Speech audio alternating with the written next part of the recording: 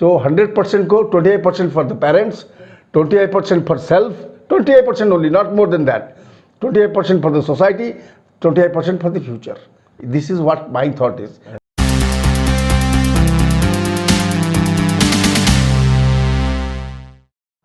सबको नमस्ते। मेरा नाम संजय पटनायक है और अब मैं आज इंजीनियर ललित मोहन पटनायक सर के साथ मिलने के लिए आया था। और एक टॉपिक जो मुझे बहुत ज़्यादा परेशानी में डाल चुका है सर, लग रहा है कि इसकी बदलाव की बहुत ज़रूरत है, क्योंकि आज जो लोगों में बदलाव आया है आफ्टर पैंडेमिक, लोगों में वो केयरिंग और शेयरिंग नहीं रहा है। देखिए, हम लोग अपने पिता माता के जितना केयर करते थे, आज लोगों में वो केयरिंग नहीं रहा है। तो आपको क्या लगता है कि हमें अपने पिता माता की वैसी तरह केयरिंग लेना चाहिए या फिर उनको वृद्धाश्रम जो बोलते हैं हम लोग, ओल्ड एज होम में भेज देना चाहिए?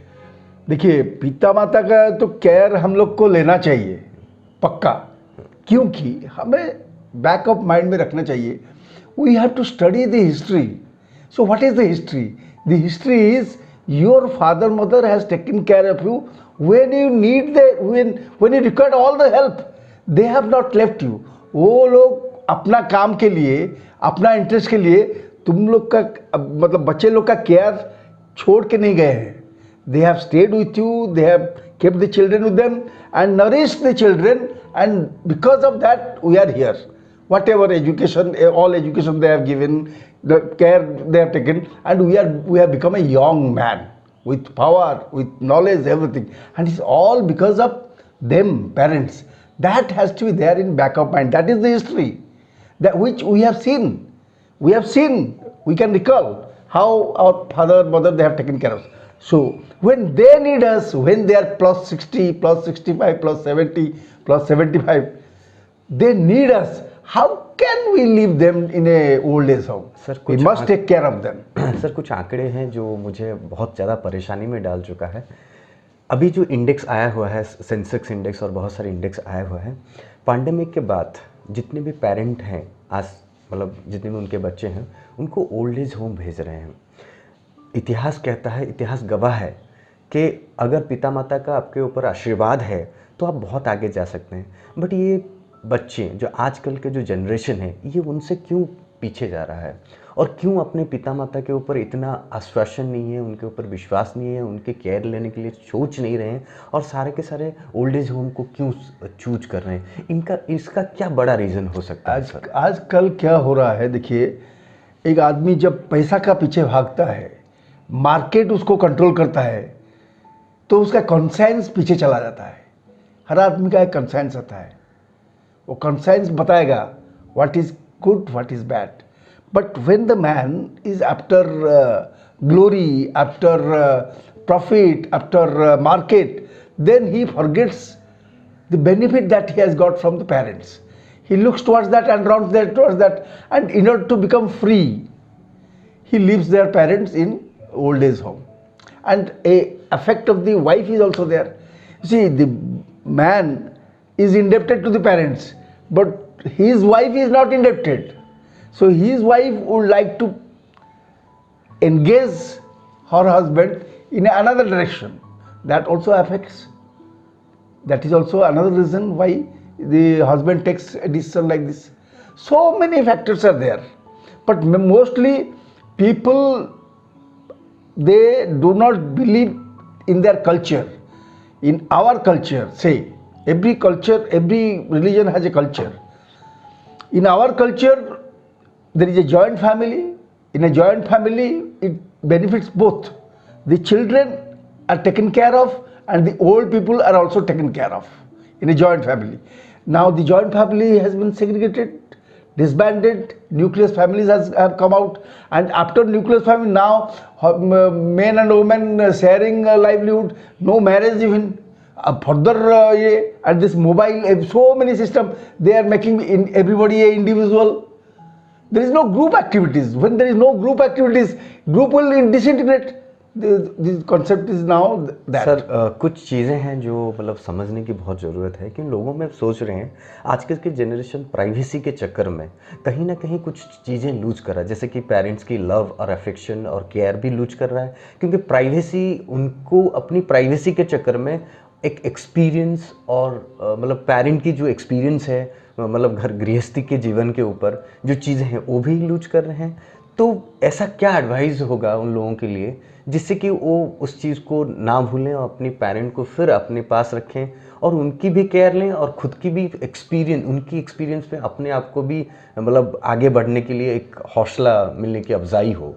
देखिए, एक तो बहुत अच्छा चीज़ बोले, privacy. What is privacy? First we have to understand that what is privacy, how much privacy a man wants, कितना प्राइवेसी आपको चाहिए, प्राइवेसी का मतलब क्या है। देखिए, हम जब पैदा हुए नंगा पैदा हुए, so there is no privacy. हम जब मरेंगे नंगा ही मरेंगे, there is no privacy. So what privacy we ourself create, we create a borderline, a check line, all this, and we want that nobody should enter into that periphery. That is privacy. Why we create that? You see, whoever creates a privacy, he has something to hide. Otherwise, why should I have privacy? I will tell you, give an example of Churchill. When there was Second World War, Churchill went to Roosevelt in America to get some sanction for the war against German. From the bathroom he came out, suddenly the towel went down. Then Roosevelt said that, oh sorry, but Churchill said the British people have nothing to hide in front of American people. What a statement. That should be there. There is no privacy. We have been born naked, we will die naked. The more you go for privacy, the more confused you will be, and the more further away your parents, your relative, your friends will go away. So one should not worry about privacy. Definitely when you go to toilet, you will go alone. But in earlier days, people used to go in group. You are going to sleep in your bedroom, naturally you will be alone.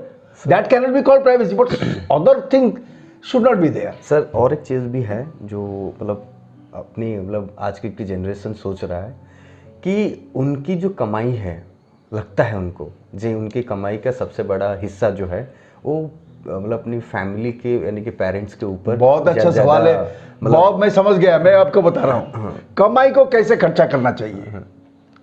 I have a firm belief in this. Suppose I am earning 1 lakh, say 100%, we'll go by percent, 100%. Then what we should do?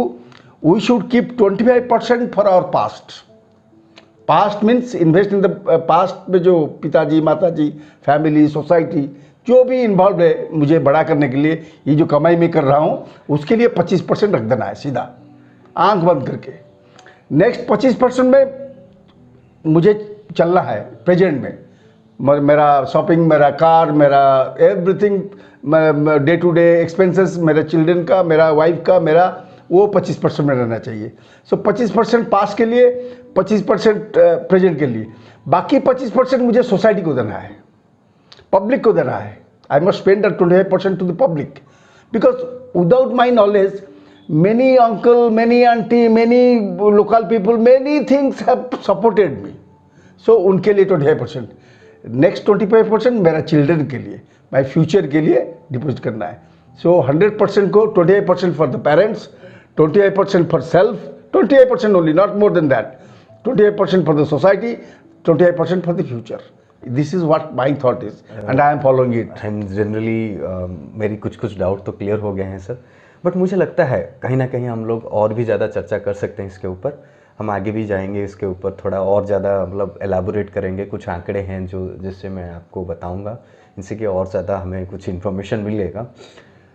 But overall में आप मतलब senior citizens के लिए क्या बोलना चाहेंगे कि उनको अपने बच्चों के लिए क्या करना चाहिए बट लास्ट मोमेंट में, क्योंकि उनको एज हो चुका है और वो भी एक मतलब उनके दिमाग में, जैसे बच्चों के दिमाग में नहीं है कि मेरे पिताजी मेरे लिए बर्डन है, अपनी मदर मेरे लिए बर्डन है, पेरेंट बर्डन है, उनको उनके साथ कैसे रहना चाहिए, रहन सहन। देखिए, पहला बात है, जैसे बचपन में हम लोग हमारा बच्चे लोग को डांटते थे उनके भलाई के लिए,